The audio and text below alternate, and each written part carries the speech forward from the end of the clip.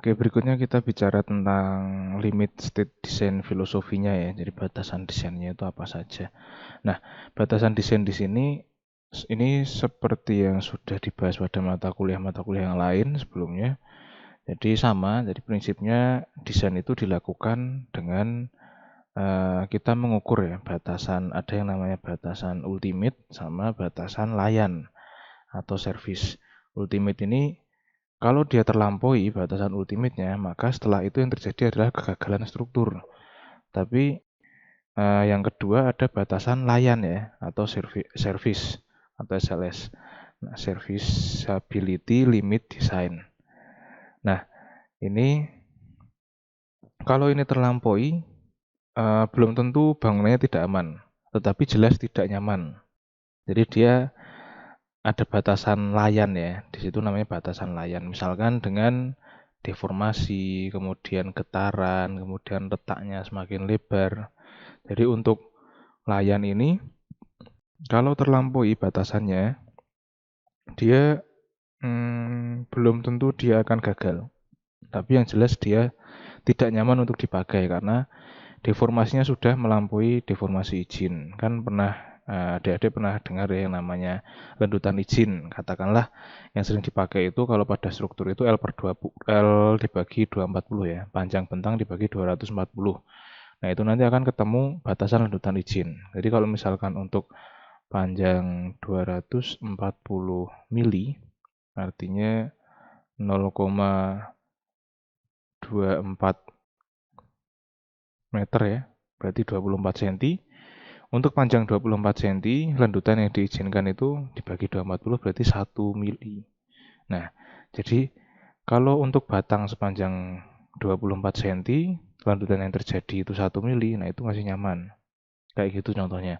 Tapi kalau terlewati batas itu, terlewati batas L per 240, maka belum tentu bangunannya rusak. Tapi yang jelas dia sudah sangat melendut dan terasa sekali lendutannya. Jadi kalau sudah terasa sekali lendutannya, maka yang terjadi adalah tidak nyaman gitu. Itu kaitannya dengan deformasi ya. Kemudian ada lagi yang vibrasi. Vibrasi ini getaran. Jadi misalkan kekakuannya penampang itu kurang, kemudian ada batasan vibrasi. Jadi tiap-tiap gedung, tiap struktur itu ada batasan vibrasinya. Ada vibrasi izinnya itu seberapa yang diizinkan. Kalau itu terlewati, maka itu sudah terasa sekali getarannya. Nah, itu bikin tidak nyaman. Kemudian ada lebar retak. Lebar retak ini dibatasi karena hubungannya satu dengan kenyamanan visual ya. Yang kedua ada efeknya dengan dia mempengaruhi durabilitas atau umurnya si struktur. Katakanlah ini beton bertulang, apabila dia retak cukup besar akan maka akan membuka jalan dari udara luar ke tulangan kan. Jadi tulangan itu nanti bisa bersentuhan langsung dengan udara luar. Kalau sudah terjadi seperti itu, maka ada potensi untuk si tulangan itu mengalami korosi. Kalau sudah mengalami korosi, nanti terjadi lepas beton ya, spaling. Jadi karena kalau korosi itu yang tadinya segini diameternya itu jadi membesar. Nah, kalau membesar, betonnya itu bisa pecah seperti itu. Kalau udah pecah ya udah nggak bisa dibalikin lagi. Nah, kalau sudah terjadi seperti itu maka ada pengurangan penampang betonnya kan. Jadi penampang betonnya tadinya 40 kali 40 katakanlah. Terus karena terjadi korosi, jadi lepas selimut betonnya. Nah, berarti penampang betonnya tidak lagi 40 kali 40. Dia lebih kecil karena dikurangi yang lepas tadi seperti itu. Nah, itu efeknya nanti yang terjadi, maka karena ada pengurangan penampang, maka akan terjadi penurunan kapasitas kayak gitu. Nah, kalau sudah seperti itu kan jadi mengurangi umur masa pakai bangunan gitu. Tapi kalau yang batasan ultimate ini jelas ya, dia batasannya kekuatan. Jadi kalau yang batas layan ini dia batasnya kenyamanan, dia membahas tentang kenyamanan, tapi kalau batas ultimate itu dia membahas tentang kekuatan. Artinya apabila batasan yang diberikan oleh batasan ultimate ini terlampaui, ya bangunan ini, struktur ini sudah tidak kuat lagi untuk menahan beban. Jadi yang akan terjadi adalah keruntuhan atau kegagalan struktur. Seperti itu. Kemudian baik batasan izin ultimate atau batasan izin servis ya atau layan itu dapat terlampaui akibat beberapa hal, diantaranya desain yang tidak memenuhi syarat. Jelas ya, kalau desain yang tidak memenuhi syarat ya otomatis bangunannya dia tidak akan seperti yang direncanakan. Kemudian proses konstruksi, kalau sudah didesain dengan baik, tetapi kadangkala kita tidak tahu kontraktor sebagai pihak yang melakukan konstruksi, melakukan proses konstruksi pendirian bangunan itu kadang kualitas pekerjaannya bagus, kadang juga kualitas pekerjaannya jelek. Tidak jarang kualitas pekerjaannya jelek. Jadi nanti efeknya kalau kualitas pengerjaannya jelek itu nanti efeknya juga ke kekuatan bangunan juga. Katakanlah dia bikin beton ya, dia bikin beton, spek sudah terpenuhi, bahan sudah sesuai mix design, tapi dia penuangannya gitu, misalkan tinggi jatuhnya, misal bikin kolom setinggi 4 meter. Nah, terus dia bikin bekisting langsung 4 meter. Dicor langsung dengan ketinggian 4 meter, dari ketinggian 4 meter. Hasilnya nggak akan baik. Berbeda dengan apabila memakai metode bikin bekistingnya per 1 meter gitu, atau per 1,5 meter. Itu nanti hasilnya betonnya akan merata, homogen, dan rapat. Tapi kalau dari 4 meter dijatuhkan, dituang betonnya, itu nggak akan baik hasilnya. Nah, misalnya kayak gitu. Kalau betonnya seperti yang saya contohkan tadi, dia bikin beton dengan tinggi jatuh 4 meter, itu kemungkinan akan terjadi segregasi. Kalau terjadi segregasi berarti banyak celah yang bawah. Berarti tulangan bisa langsung terekspos ke luar, ke udara luar. Kalau sudah seperti itu, tulangannya korosif. Kalau tulangannya korosif, nanti betonnya spaling. Kalau betonnya spaling, nanti pengurangan penampang. Dan seperti itu seterusnya. Sampai pada akhirnya dia akan mengalami penurunan kekuatan. Seperti itu. Itu contoh. Dan masih banyak lagi kerusakan bangunan akibat metode pengerjaan yang tidak benar ya. Kemudian ada perawatan atau maintenance akibat perawatan atau maintenance. Misalkan selama pemakaian bangunan itu ada titik-titik yang dia terjadi kebocoran tapi tidak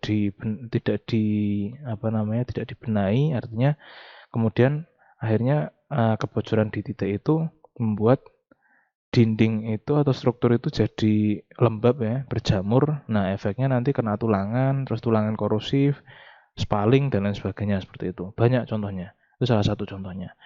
Kemudian akibat kelebihan beban atau overloading.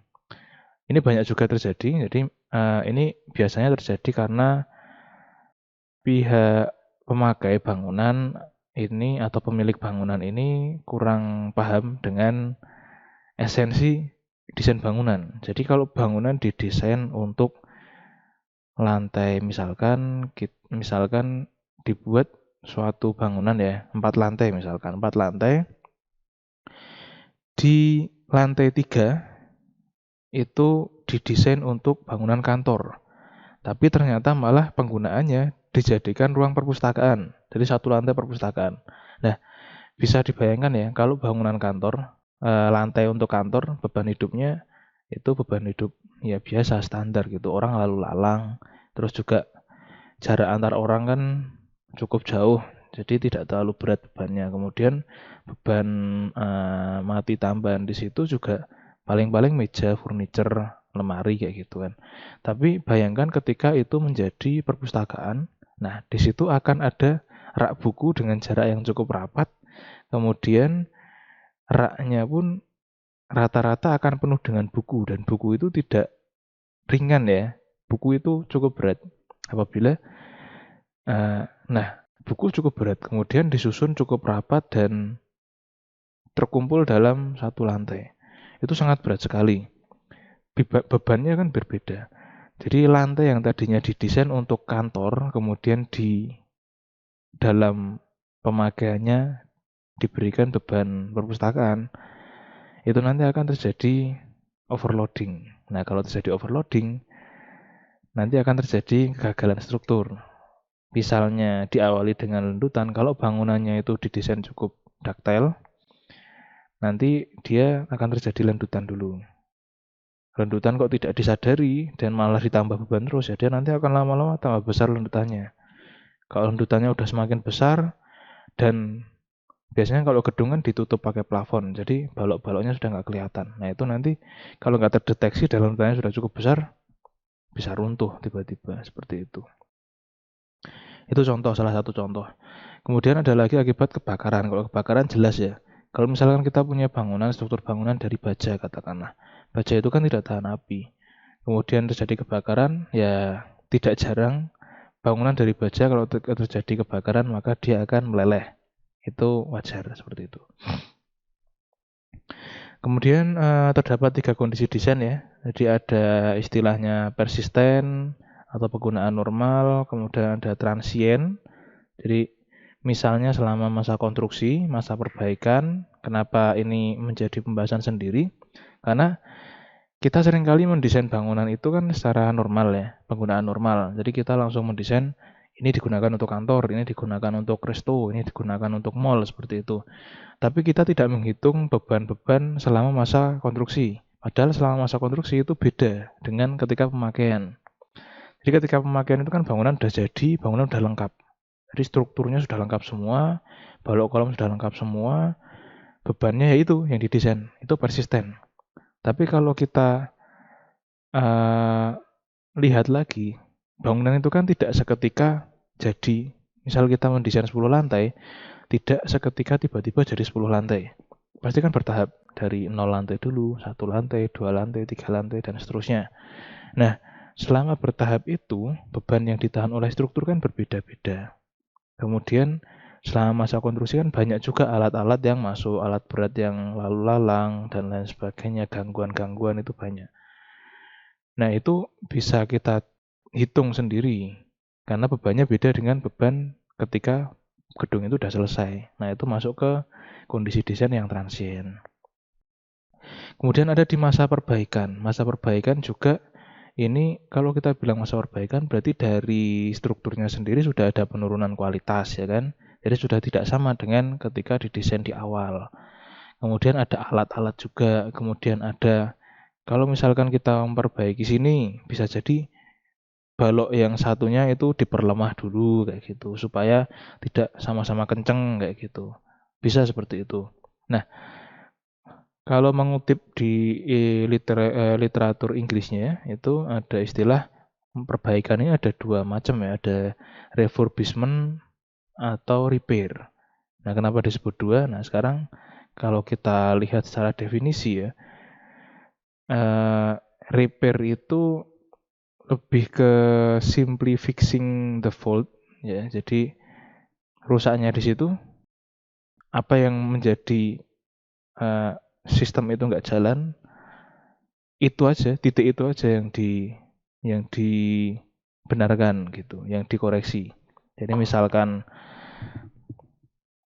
apa namanya ada kegagalan sistem pipa gitu, itu gara-gara sambungan yang bentuk L itu kurang rapat. Nah itu aja yang dibenerin gitu, itu repair. Tapi kalau refurbishment itu lebih ke total, pembetulan total. Nah 2 itu bisa bebannya beda, sama-sama proses perbaikan tapi bebannya nanti akan berbeda seperti itu. Itu perlu ditinjau sendiri. Kemudian kondisi yang ketiga ada kondisi aksidental. Jadi misalkan selama kebakaran, kemudian misalnya terjadi ledakan, bom atau apa kan beberapa waktu yang lalu kan banyak juga kan ada teror bom dan lain sebagainya. Kemudian ada kejadian gempa bumi dan lain sebagainya yang itu memberikan beban kejut kepada bangunan. Seperti itu.